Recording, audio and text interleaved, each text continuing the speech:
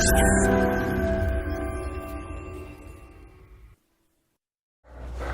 you doing? I'm Kevin O'Hara for alcoholmastery.com. Today's question is, why should I quit smoking and drinking? Right? You know, there's some obvious things here. You know, you don't need me to tell you about the cost. You know, you'll save a lot of money because you've stopped drinking, stopped buying this stuff. You know, how much money do you spend on alcohol and how much money do you spend on cigarettes? You don't need me to tell you about the health consequences. You know, everyone knows about the health consequences of smoking. You know, the damage to your lungs, the damage to your mouth and your throat, the damage to the rest of your body, because you know anything that you breathe into your system is inevitably going to wind up in your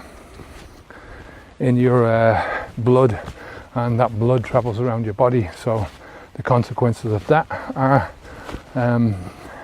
huge. Same thing with alcohol. You know, the first organ that the alcohol meets is obviously your mouth and your tongue. It goes down your throat, into your stomach, into your intestines, and then it goes through your liver, where it's filtered. But your liver can only filter a certain amount at one time. Once it's in the process of doing that, it can't do anything more. You know, it has to let the rest of it just travel its way around your system. So you have to think about these things in terms of your own personal costs. What are they costing for you? You know, if you're looking at this video, if you're looking at any of these videos on alcohol mastery, then there's a certain personal cost because of your drinking, especially. If you're smoking, there's a certain personal cost to that, you know. Now I think of these, as I say, in terms of health, your financial costs, cost to your relationships, the cost to your life in general. You know, how the quality of the life that you're living, the quantity of the life that you're giving yourself. I mean, for me, smoking cigarettes, smoking anything, drinking alcohol, eating a shit diet, these are all ways of slowly killing yourself, you know, of slowly committing suicide, harry-carry, whatever way you want to look at it, right? You're causing damage to yourself, which is going to reduce your overall lifespan, right? And it's not just, you know, like you smoke and you smoke and you smoke, or you drink and you drink and you drink, and then all of a sudden you get up one day on the day of your death, on the day of your early death, and it's like you're normal 1 minute and then you're not normal the next minute and you drop dead. It doesn't work like that, right? This is a long, prolonged life. This is a gradual deterioration, which, you know, this slow suicide that you're doing to yourself will take you over a long time. You know, you'll have to pay a lot of visits to your doctor, right? You'll have to pay a lot of visits to your hospital. You'll pay one visit to your mortician, right? That's at the very end. But in between now and that very end, it's going to be a lot of cost, right? There's going to be a lot of discomfort. A lot of that discomfort will turn into agony, you know. I mean, cirrhosis of the liver, right? Alcoholic cardiomyopathy, cancer of the lung, right? These are all things which are not nice to go through, right? These are all things which are gruesome, right? I mean, when you look at a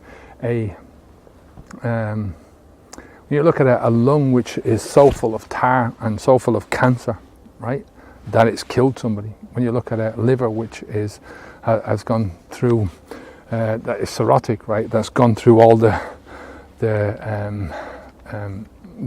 abuse, right, that it's gone through. You know, this is not something that happens overnight. This is something that is a gradual thing, you know, and that gradualness is going to bring you gradual more and more pain as you go through it, right? So when you quit drinking alcohol, as the name of this video suggests, why should I quit smoking and drinking. So when you quit drinking alcohol, quit smoking cigarettes, you have to go through a period of adjustment, right? And that adjustment period is going to cause you discomfort, right? But it's not going to be agony, right? It's not going to be physical in most cases. It's going to be psychological. It's going to be trying to overcome your feelings and your desire to want to go back to that habit, to try and go back to the cigarettes or to go back to the drinking, right? But the beauty of the human body is that you are adaptable, right? Your body is adaptable, your brain is adaptable, neuroplasticity, right? Which means that whatever state or way, shape that your brain has gone because of the drugs that you've been using or because of the habits that you've been going through, that will change according to the new habits that you bring into your life, right? It will change when you stop doing the shit to yourself, right? When you stop drinking, when you stop smoking, when you stop eating the 10 burgers a day or the 4 cheese pizzas and stuff like that, right? So another aspect to this, right, is the opportunity cost, right? I'm talking about opportunity cost. It's what you could be doing with the time, with the money, with the with your health, with your body, what you could be doing if you weren't doing the drinking, if you weren't doing the smoking, right? So, you know, we all know that smoking seriously affects your lungs. My lungs are seriously affected. I don't know if they'll ever get back to normal. They're a lot better than they were, so I presume that they're healing themselves to a certain degree. Same thing with the alcohol. You know, the damage that I've caused to my body through the alcohol. I mean, I know that's healing because I feel loads better, you know, a lot better. But, you know, when you're in the middle of this and you're smoking, you just cannot. It becomes difficult to do a lot of the physical activities that you would otherwise do. It's the same thing with alcohol. It's the same thing with food. The more abuse you put your body through, the less that you're going to get out of it, you know. I mean, what you put in is what you get out, you know. What you eat is what you are, right? You are what you eat. Same thing. You are what you smoke, you are what you drink. It's the same principle. If you want to get some good things out of life, if you want to be physically active, if you want to be mentally active, you've got to treat what's inside with respect. You know, you've got to push yourself to respecting the organs that are inside, and that's including your brain, right? You know, the brain is the control panel of everything else, right? If you fuck around with that, it means everything else is being fucked around with. Do you get what I mean? So, you know, you have to ask yourself, what is the opportunity cost? What could I be doing if I wasn't doing this? You know, if I wasn't sat in the bar, or if I wasn't sat at home watching Netflix every night and just downing can after can, you know, if I wasn't outside every half an hour or every hour smoking a cigarette, you know, if I was eating decent food instead of eating this cardboard crap that McDonald's and the rest of these bastard companies are putting out and making people eat, you know what I mean? So all the time be asking yourself that, what's the opportunity cost? Another one is the sheep aspect to this, right? You're being led like a sheep because, you know, you are basically a product of somebody else trying to make money for their pockets, you know, to put another billion at the bottom of their bank account. Really what it boils down to. And they don't give a shit about you. They don't give a shit whether you live or die. They couldn't give a shit whether you have a happy life or a fucking miserable life, right? They couldn't give a shit if you're comfortable in your life or you have a completely uncomfortable life, right? You know, at the end of the day, that's probably wrong. I think they do give a shit whether you live or die, because if you die, you stop being a customer, right? But the rest of it is true. You know, as long as you're a customer, they couldn't give a shit whether you're ill or you're well. They don't care, right? So that is being led like a sheep, or more like a lemming, you know, straight over the side of a cliff, you know.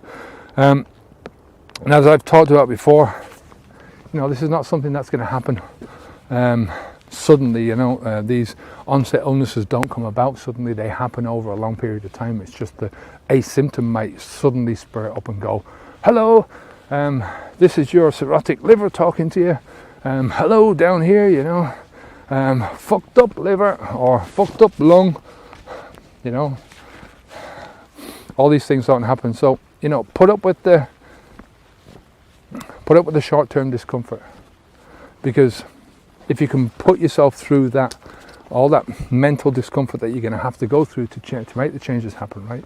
And then the likelihood is that you will have long-term gain, right? Long-term comfort in your life, you know. It's a simple thing. It's like exercising. It's like losing weight. You know, if you want to lose weight, there's only one way to do it, and that's to put less calories in and expend more calories going out, you know. So exercise more, don't eat as much, right? Simple as that, you know. But people don't want to do that because it's uncomfortable, right? What most diets won't tell you to do, you know, you get a lot of diets and they'll say to you, well, this is how you lose 50 pounds in 48 hours, right? You go through the diet and sure enough they'll tell you 50 pounds are lost in 48 hours. But they never will tell you what to do to keep the weight off, because if you ever keep the weight off and you don't carry on, if you don't put the weight back on again, then the weight loss business is out of business. Same thing with alcohol, you know, out of business. Same thing with drug companies, you know, if they tell you, if they cure the disease that you've got, they're out of business. Doctors are out of business. Hospitals are out of business. They're not in the business of curing anything. They're in the business of covering up the symptoms, giving you short-term gratification in response to, in replacement of long-term pain, long-term discomfort. The more long-term, the better, because the more conditions that they can make up or they can cause to you, the better, because the more pills they can give you. You know, and this is a fucking stupid, horrible, mad world from that perspective. But it doesn't have to be like that, you know.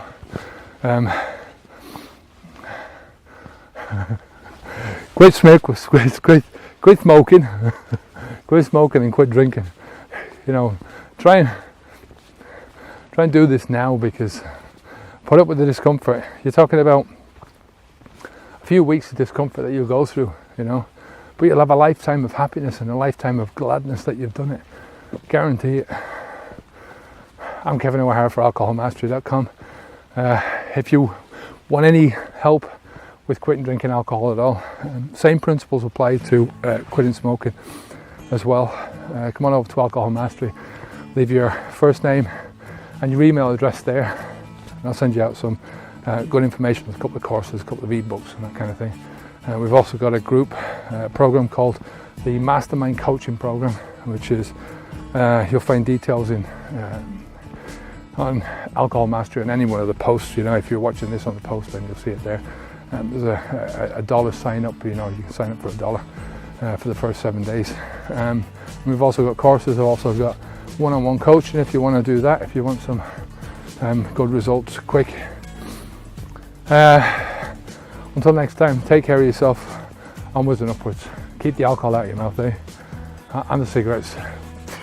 No more of that shit. Take care. Bye now.